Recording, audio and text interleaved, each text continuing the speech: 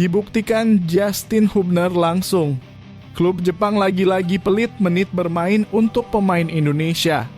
Begini penjelasannya.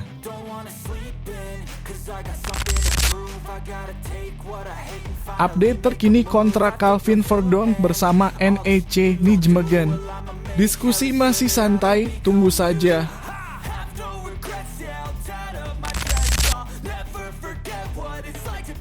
Mundur dari timnas Malaysia, Kim Pen-gon dikabarkan segera pimpin tim Korea. Siapakah yang akan menggantikannya di timnas Malaysia?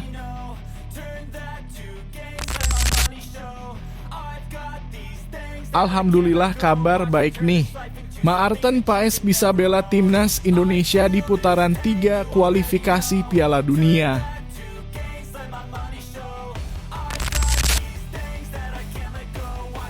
Alhamdulillah Shin Tae-yong sudah sembuh.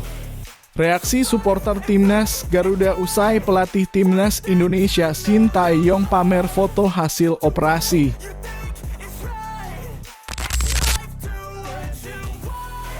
Setelah Shin Tae-yong bagikan momen setelah operasi, Nova Arianto doakan cepat sembuh.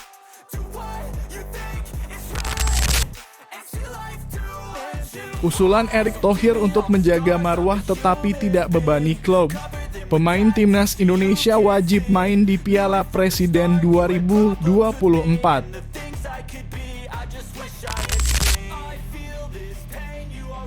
Erick Thohir tiba-tiba beri peringatan untuk Shin Tae-yong dan Indra Syafri.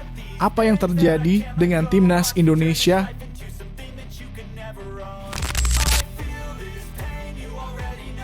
Reaksi supporter timnas usai Indra Syafri mencadangkan Jens Raven dan Wilber Jardim di laga timnas Indonesia versus Filipina.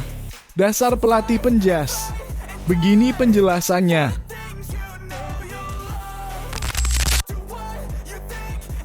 Jens Raven cetak gol debut untuk timnas Indonesia. Indra Syafri masih hutang 1 gol sama saya.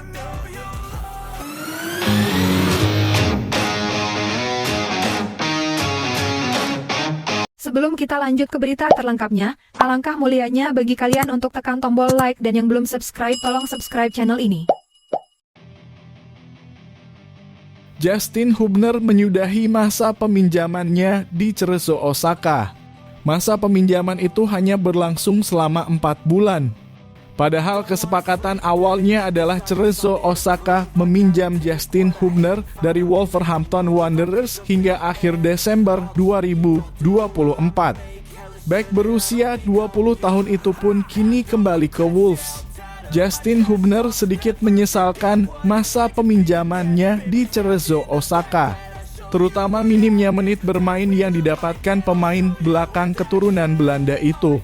Selama sekitar 4 bulan memperkuat Cerezo Osaka, Justin Hubner hanya dimainkan dalam 8 laga. Menit bermainnya pun tidak menyentuh angka 200.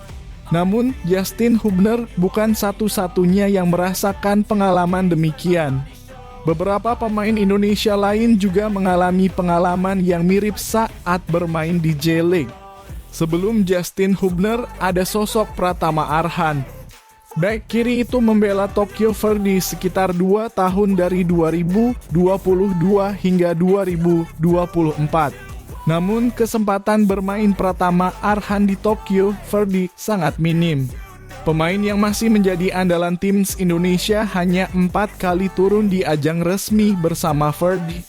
Pratama Arhan sedang berjuang mendapatkan menit bermain di klub Korea Selatan Suwon FC. Dan juga Irfan Bahdim pernah membela 2 klub Jepang. 2 klub yang dimaksud adalah Ventforet Kofu dan Consadole Sapporo. Namun di 2 klub itu kesempatan bermain Bahdim sangat sedikit. Mantan pemain Persema Malang itu hanya 2 kali turun di ajang resmi bersama Ventforet Kofu. Itu pun hanya berlangsung 70 menit. Sementara bersama Consadole Sapporo, kesempatan bermain Irfan Bahdim sedikit lebih baik yakni mencapai 10 kali. Namun total menit bermainnya hanya mencapai angka 228. Satu lagi pemain Indonesia yang tidak begitu beruntung di Jepang adalah Stefano Lillipali. Pemain satu ini memperkuat Consadole Sapporo pada 2014. Namun, status Lillipali saat itu belum WNI. Pemain keturunan Belanda Indonesia ini pun tidak begitu menikmati kariernya di Consadole Sapporo. Stefano Lillipali hanya sekali dimainkan oleh Sapporo di ajang resmi.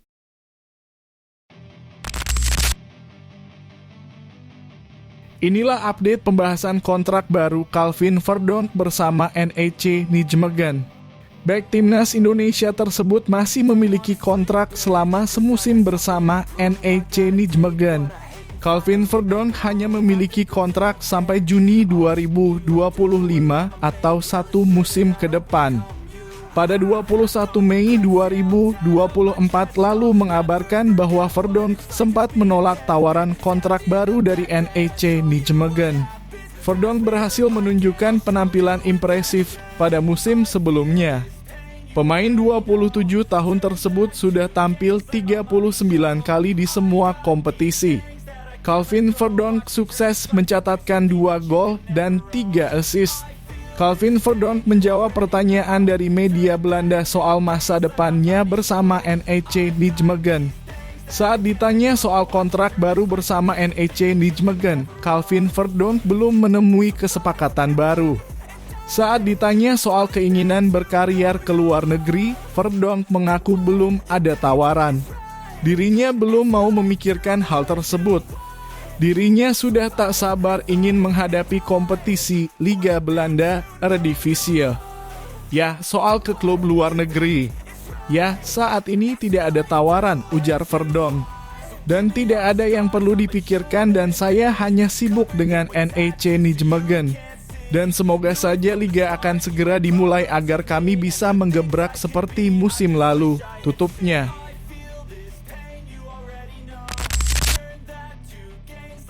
Teka-teki mundurnya Kim Pen-gon dari timnas Malaysia perlahan mulai terkuak.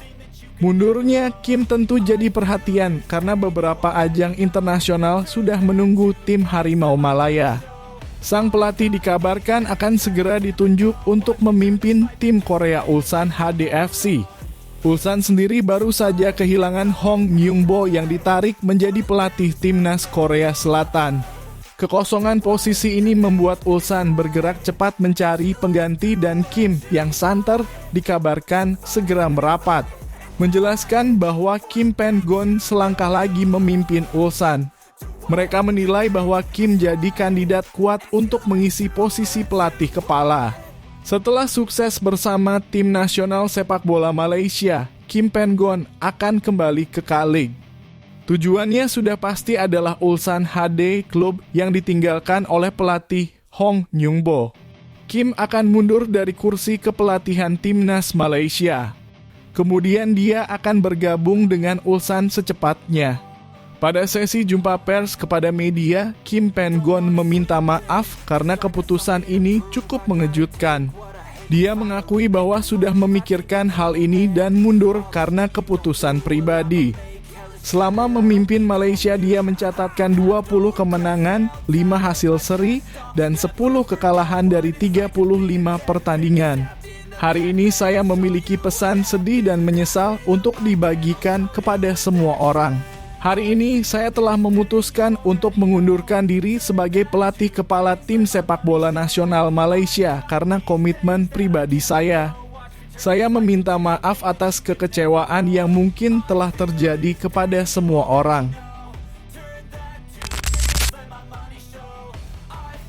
Menteri Pemuda dan Olahraga Dito Aryo Tejo optimis Maarten Paes bisa membela timnas Indonesia di putaran ketiga kualifikasi Piala Dunia 2026 zona Asia. Kemarin Pak Erick Thohir sampaikan insya Allah September Maarten Paes sudah bisa main. Timnas Indonesia bakal mengarungi putaran ketiga kualifikasi Piala Dunia di grup C bersama Timnas Jepang, Timnas Arab Saudi, Timnas Australia, Timnas Bahrain, dan Timnas Cina. Putaran ketiga ini akan memainkan 10 pertandingan sejak 5 September 2024 hingga 10 Juni 2025 dengan format kandang dan tandang. Timnas Indonesia akan memulai laga dengan bertandang ke Arab Saudi pada 5 September 2024. Setelah 5 hari berselang akan menjamu Australia. Hadirnya Maarten Paes sebagai tembok terakhir pertahanan Timnas Indonesia tentunya cukup penting, mengingat lawan di grup C didominasi tim langganan Piala Dunia. Hasil dari putaran ketiga, juara grup dan runner-up akan lolos ke putaran final Piala Dunia 2026. Adapun untuk peringkat 3 dan keempat grup akan bermain di putaran keempat. Sementara posisi kelima dan keenam bakal tersingkir. Dito mengaku saat ini PSSI masih terus memperjuangkan Maarten Paes dalam persidangan. Dia pun menegaskan masih terus memantau perkembangannya hingga kini. Maarten Paes belum bisa membela Timnas Indonesia lantaran terbentur aturan FIFA yang menyatakan pemain tidak boleh memperkuat negara lain di usia lebih dari 21 tahun saat ingin pindah asosiasi. Paes terganjal aturan tersebut sebab ia pernah membela Timnas Belanda U21 saat usianya sudah menginjak 22 tahun. Oleh sebab itu, Paes belum bisa membela Timnas Indonesia meski sudah sah menjadi WNI.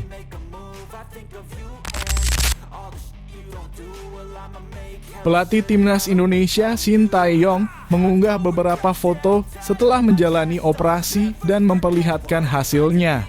Shin Tae-yong sebelumnya memutuskan pulang ke kampung halamannya, Korea Selatan, pada 14 Juni lalu.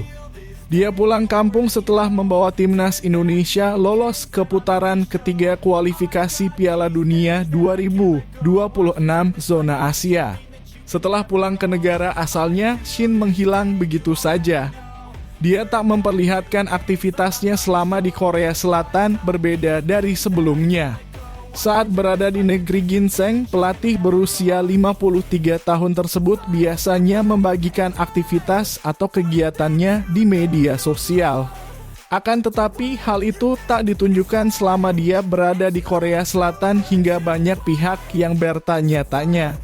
Perpanjangan kontrak mantan pelatih Timnas Korea Selatan di Piala Dunia 2018 tersebut dengan PSSI bahkan diumumkan secara online dan tak ada pertemuan secara langsung. Belum lama ini PSSI mengabarkan bahwa sang pelatih sebelumnya menjalani operasi. Shin Tae-yong dikabarkan menjalani operasi di Korea Selatan selama 6 jam. Setelah menghilang dan tak memberikan kabar, akhirnya Shin Tae-yong mengunggah foto-foto dirinya setelah menjalani operasi. Ada salah satu foto unggahan Shin Tae-yong yang memperlihatkan bekas operasi. Dia memperlihatkan ada bekas operasi di bawah ketiak bagian kiri dan ada juga selang yang dimasukkan ke sela-sela tulang rusuk. Dalam unggahan di akun Instagram pribadinya, pelatih berusia 53 tahun tersebut menyapa pencinta sepak bola tanah air. Dia menyapa supporter Indonesia karena sudah lama tak memberikan kabar. Shin Tae-yong mengungkapkan bahwa sebelumnya dia menjalani operasi dan saat ini sedang dalam proses pemulihan. Dia akan segera kembali seperti sedia kala setelah pemulihannya selesai. Saya dirawat di rumah sakit pada 15 Juni dan menjalani operasi selama 6 jam pada 17 Juni, ucapnya. Sekarang saya akan pulih seperti sedia kala dan bersiap lagi untuk putaran ketiga kualifikasi Piala Dunia. Setelah Shin Tae-yong mengunggah foto-foto tersebut, banyak netizen menunjukkan empati kepada sang pelatih. Berbagai reaksi ditunjukkan netizen Indonesia karena melihat hasil operasi yang diperlihatkan oleh sang juru taktik. Tak sedikit yang menanyakan kondisi sang pelatih, tetapi banyak juga yang mendoakan kesembuhan untuk Shin. Banyak pencinta sepak bola tanah air yang mendoakan agar sang pelatih bisa kembali seperti sedia kala.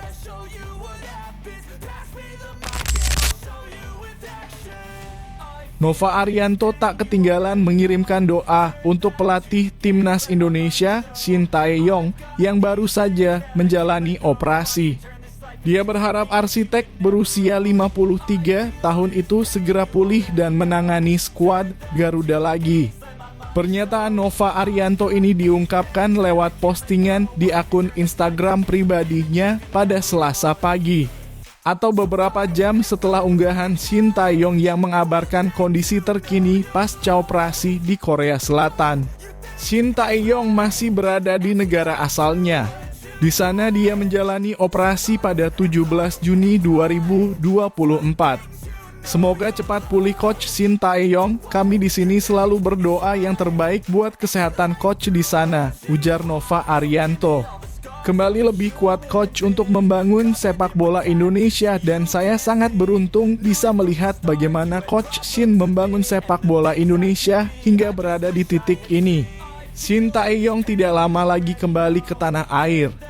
STY dinanti tugas berat mempersiapkan tim Garuda menjelang putaran ketiga kualifikasi Piala Dunia 2026 zona Asia.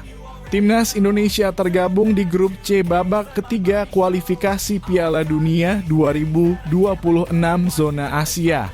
Rizky Ridho dan timnya bersaing melawan Arab Saudi, Australia, Bahrain, Cina, dan Jepang. Pekerjaan besar dan berat ada di depan Coach. Pastinya kami akan selalu memberikan support terbaik untuk head coach Shin Tae-yong dan tim nasional Indonesia. Get well so on dan see you in Indonesia, Coach, ucap Nova Arianto. Shin Tae-yong mengaku siap kembali memimpin skuad Garuda pada lanjutan kualifikasi Piala Dunia 2026. Juru taktik kelahiran Yeongdeokgan, Korea Selatan itu diharapkan dapat membawa timnas Indonesia meraih hasil maksimal pada ajang ini. Sudah lama sekali aku tidak menyapa. Saya masuk rumah sakit pada tanggal 15 Juni dan dioperasi pada tanggal 17 Juni selama 6 jam. Sekarang saya akan pulih dan bersiap untuk putaran ketiga kualifikasi Piala Dunia 2026. Jaga dirimu.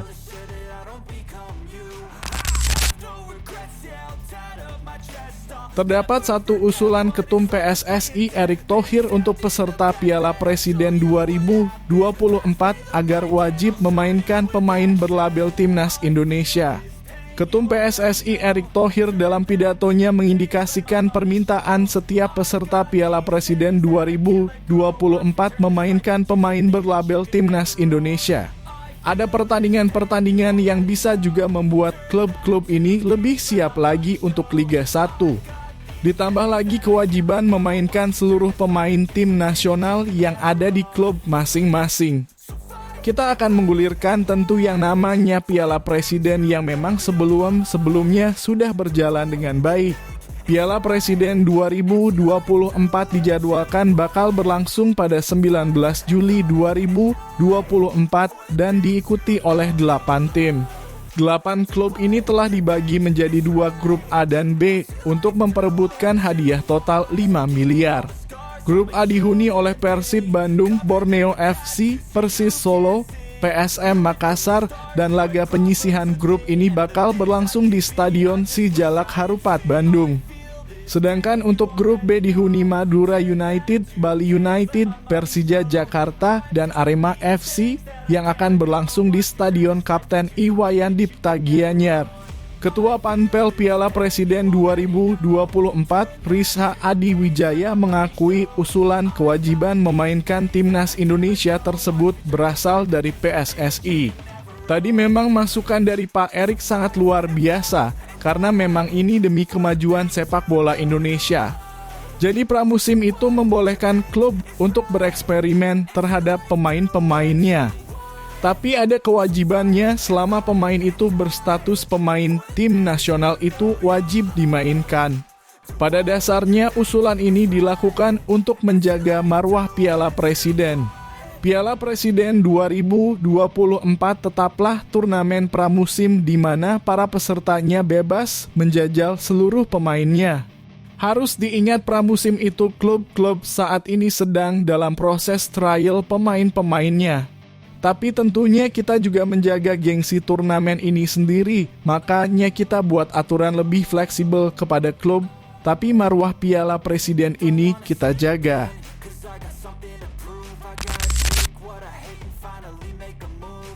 Ketua Umum PSSI Erick Thohir tiba-tiba memberikan peringatan kepada para pelatih Timnas Indonesia, yakni Shin Tae-yong, Nova Arianto, dan Indra Syafri.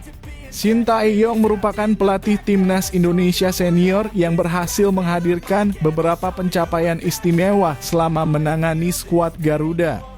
Salah satunya adalah membawa Timnas Indonesia lolos untuk pertama kalinya ke putaran ketiga kualifikasi Piala Dunia 2026 zona Asia.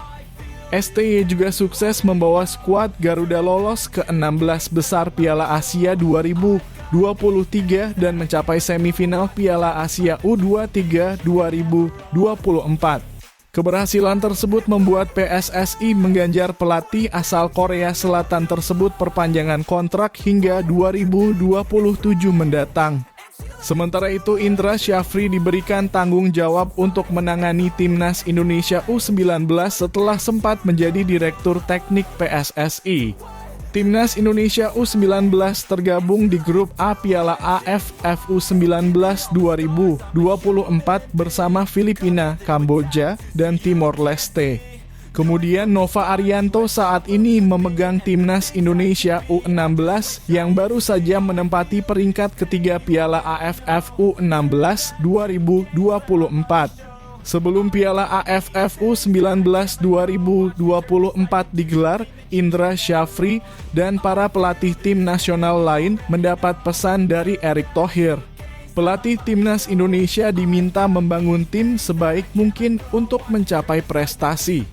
Selain itu, Indra mengungkapkan Erick ingin Timnas Indonesia dibangun dengan pemilihan pemain yang jujur tanpa intervensi.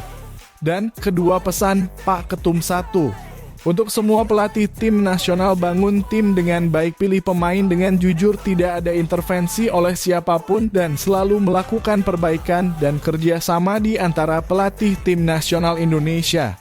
Di samping itu, Indra mengungkapkan bahwa target di Piala AFF U19 2024 bukan keluar sebagai juara. Saya sudah sampaikan tadi, memang juara bukan tujuan, tapi kan ini memang pertandingan antar negara. Apalagi antusias masyarakat, supporter, ingin selalu negaranya menjadi yang terbaik, itu tuntutan yang saya juga suka dengan turnamen itu. Saya dan tim harus menyiapkan diri sebaik mungkin dan bekerja sebaik mungkin untuk mencapai yang terbaik.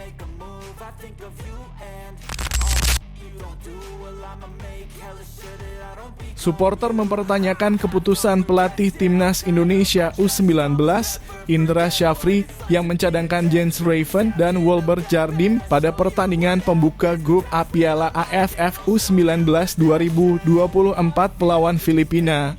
Timnas Indonesia akan menghadapi Filipina pada pertandingan pembuka grup A Piala AFF U11 2024 di Stadion Gelora Bung Tomo, Surabaya.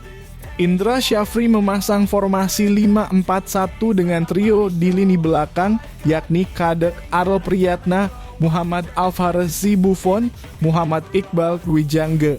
Sementara di posisi bek sayap, dia mengandalkan Muhammad Mufli Hidayat dan Doni Tri Pamungkas.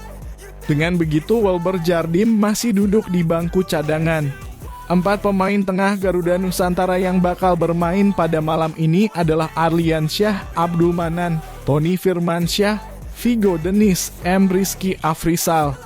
Indra Syafri pun hanya memasang satu penyerang di pertandingan malam ini, yaitu Arkan Kakaputra Purwanto. Jens Raven yang baru saja dinaturalisasi duduk di bangku cadangan.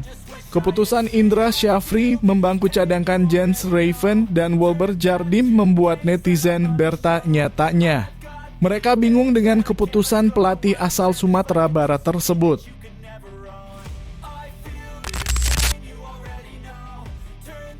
Striker FC Dordrecht Jens Raven sukses tampil impresif pada laga perdana Timnas Indonesia di AFF U19 2024. Keputusan mengejutkan diambil Indra Syafri pada laga perdana AFF U19 2024 lawan Filipina di Stadion Gelora Bung Tomo. Pelatih 61 tahun tersebut mencadangkan Jens Raven dan Wilber Jardim yang notabene merupakan pemain diaspora. Selain itu, Jens Raven sudah jadi pemain kepercayaan Indra Syafri pada turnamen Toulon beberapa bulan yang lalu. Penyerang 18 tahun tersebut baru masuk pada menit ke-68. Pemain FC Dordrecht tersebut masuk menggantikan Arkan Kaka. Jens Raven langsung membayar kontan kepercayaan Indra Syafri. Penyerang bertinggi 189 cm tersebut langsung mencetak gol pada menit ke-87. Berawal dari kesalahan pemain Filipina saat bangun serangan, Rizky Afrizal berhasil merebut bola dari lawan. Rizky Afrizal memberikan umpan mendatar ke Jens Raven yang sudah bebas. Jens Raven dengan tenang langsung menceploskan ke gawang Filipina. Skor jadi 6-0 untuk keunggulan timnas Indonesia. Gol Raven menutup pesta gol Garuda Nusantara pada malam itu. Indra Syafri langsung ditanya awak media soal gol debut Jens Raven. Pelatih 61 tahun tersebut memuji dampak kehadiran pemain FC Dordrecht tersebut. Saya bersyukur Jens Raven hanya main 15 menit. Indra Syafri pun teringat pada janji Jens Raven sebelum pertandingan. Sebelum laga, Jens Raven sempat berjanji bakal mencetak 2 gol. Dengan kelakar, Indra Syafri bakal menagih 1 gol yang belum ditunaikan oleh Jens Raven usai laga. Tapi tadi sore janji dengan saya kalau dia dimainkan, dia akan cetak 2 gol. Secara keseluruhan, Indra Syafri puas dengan performa Jens Raven. Dirinya tinggal beradaptasi lebih jauh dengan tim secara keseluruhan.